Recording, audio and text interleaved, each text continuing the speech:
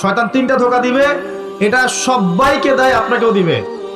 এক নাম্বার ধোঁকা দিবে যে আমি অনেক জানি, আমার জানার দরকার নাই। কত শিখছি, কোরআন তেলাওয়াত মক্তবে পড়েছি, নুরানি বৈজ্ঞানিক পদ্ধতি পড়েছি, হুজুরের কাছে পড়েছি, হ্যাঁ তারাবির নামাজের আগে পরে পড়েছি, রমজানে পড়েছি, আমার জানার দরকার নাই, আমি অনেক জানি। এটা শয়তানের একটা ধোঁকা। ভালো করে পড়াশোনা করলে বুঝবেন যে আপনি কিছুই জানেন না এখনো। দ্বিতীয় ধোঁকা হচ্ছে আপনাকে শয়তান ধোঁকা দিবে আমার অনেক বয়স হয়ে গেছে, আমি আর পারবো না। এই ধোঁকা দেয় নাই ভাই? আমার অনেক বয়স হয়ে গেছে, আমি আর পারবো না, আমার জিহ্বায় আসে না। জিহ্বায় না আসলেও পড়তে হবে, তাহলে আপনি ডাবল নেকি পাবেন ইনশাআল্লাহ।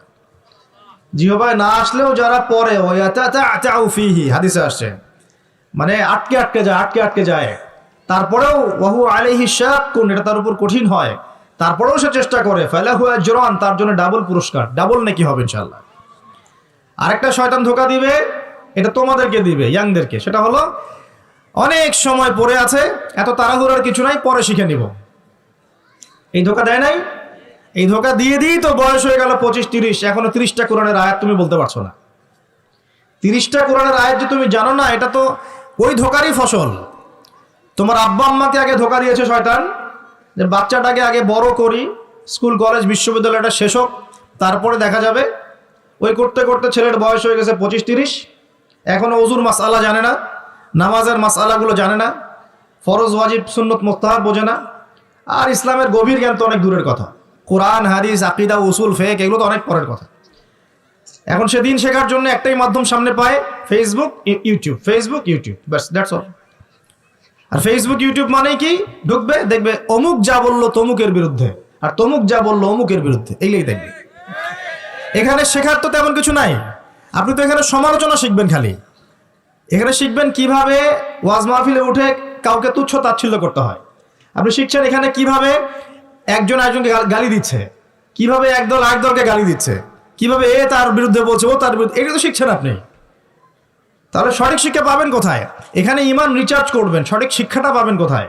আপনাকে তো আলেম ওলামার কাছে সোহবতে যেতে হবে তো, এবং সিলেবাস ভিত্তিক পড়াশোনা করতে হবে তো। নাহলে শুধু এই ইন্টারনেটে ঢুকলে আপনি বিভ্রান্ত হয়ে যাবেন। ইন্টারনেট একটা ফিতনার জায়গা এখন, এটাকে মাধ্যম বানাতে পারেন আপনি, আপনি সহযোগী মাধ্যম বানাতে পারেন, কিন্তু একমাত্র মাধ্যম বানালেই সমস্যা আছে, আপনি শেষ, তখন সমস্যা হয়ে যাবে আপনার। এই কথাগুলো আমাদের বাস্তব জীবনের উপলব্ধি থেকে বলছি, ইনশাআল্লাহ আপনার জীবনে ফায়দা দিবে ইনশাআল্লাহ। প্রিয় যুবক ভাইরা, এই 3টা ধোঁকা থেকে বেঁচে থাকবেন। রাত্রেবেলা কি তেলাওয়াত করবেন তাহলে? কোন সূরা? সূরা মুলক। আচ্ছা, ফজিলত কি ফজিলত? ইনশাআল্লাহ আপনাকে আল্লাহ রাব্বুল আলামিন এই সূরা তেলাওয়াতের বরকতে, এর ওসিলা ইনশাআল্লাহ কবরের আযাব থেকে বাঁচাবেন ইনশাআল্লাহ তাআলা। কবরের আযাব সত্য না মিথ্যা? সত্য। চোখে দেখা যায় না, কোন পরীক্ষাগারে প্রমাণ করা যায়? তাহলে পশ্চিমারা যে বলে যে পরীক্ষা নিরীক্ষা পর্যবেক্ষণ ছাড়া কোনো জ্ঞান নেওয়া যাবে না, তাহলে কি হবে? এই যে শিক্ষা ব্যবস্থা দাঁড়িয়ে আছে এখনকার এই দর্শনের উপরে, পরীক্ষা নিরীক্ষা পর্যবেক্ষণ চাক্ষুষ না দেখা পর্যন্ত কিচ্ছু বিশ্বাস করি না। যদি বিশ্বাস করেন তখন আপনাকে বলবে ধর্মান্ধ এই ব্যক্তি। কি বলবে? কথা বুঝেন না আমার? হ্যাঁ, ওদের ফিলোসফি অফ এডুকেশন, মানে আমরা বলি এটাকে এপিস্টিমোলজি, আমাদের ফিলোসফিতে বলতো এপিস্টিমোলজি, মানে জ্ঞান তত্ত্ব। এই শব্দের অর্থ হচ্ছে কি? জ্ঞান তত্ত্ব। ওদের জ্ঞান তত্ত্ব হচ্ছে যে যেটা ভিজুয়াল না, আমরা যা দেখি না, এবং যেটা স্পর্শ করা যায় না, ইন্দ্রিয় দিয়ে উপলব্ধি করা যায় না, মানে স্পর্শ করে বোঝা যায় না, গন্ধ নিয়ে বোঝা যায় না, তারপরে কঠিন তরল না বায়বীয় পরীক্ষা করা যায় না, পরীক্ষা নিরীক্ষা পর্যবেক্ষণের মাধ্যমে সিদ্ধান্তে আসা যায় না, এটাকে জ্ঞান বলে না ওদের মতে। যদি এটাকে এই সিঁড়িগুলো উত্তরানো যায় তখন সেটা জ্ঞান, ওদের দর্শন এটা। তাহলে এখন কবরের আযাবটাকে আপনি কি করবেন? এখন কবরের আযাব নাই, তাহলে এখন তো আপনাকে আল্লাহ পাকের কথায় বিশ্বাস করতে হচ্ছে না, গায়েবে বিশ্বাস করতে হচ্ছে। তাহলে এখন আপনি যখন গায়েবে বিশ্বাস করতে যাবেন, ওরাই আপনাকে তোকমা দিয়ে দিবে তো ধর্মান্ধ, এবং ওয়ার্ল্ড আপনাকে আক্রমণ করবে তখন। যেমন মুসলিমদেরকে এখন আক্রমণ করছে না এগুলো দিয়ে, এগুলো এমনি এমনি আসে নাই, এটা পরিকল্পিত। আপনার ভিত্তিটাকে নড়িয়ে দিবে। তাই তো আসলেই তো আল্লাহকে তো দেখি না, ফেরেশতা তো দেখি না, জিন জাতিকে তো দেখি নাই, আত্মা তো দেখি না, কবরের আযাব তো দেখি না, কেন বিশ্বাস করবো তাহলে? এই জন্য দেখবেন একটা প্রজন্ম তৈরি হয়েছে এখন, ওরা বলে যে আমি তো আল্লাহ কোরআন এগুলো তো খুব একটা বিশ্বাস করি না, কারণ আমি তো দেখি না। নাউজুবিল্লাহ। আছে না এমন লোকজন আশপাশে আপনার? এদের সংখ্যা বাড়ছে না কমছে? দিন দিন বাড়ছে। হয়তো আপনার কাছে মনে হচ্ছে যে এদের সংখ্যা হয়তো বেশি না, কিন্তু দিন দিন বাড়ছে। একটা তথ্য দিয়ে যায় আপনাদেরকে এখানে, শোনেন। বিগত 100 বছরে, কত বছরে?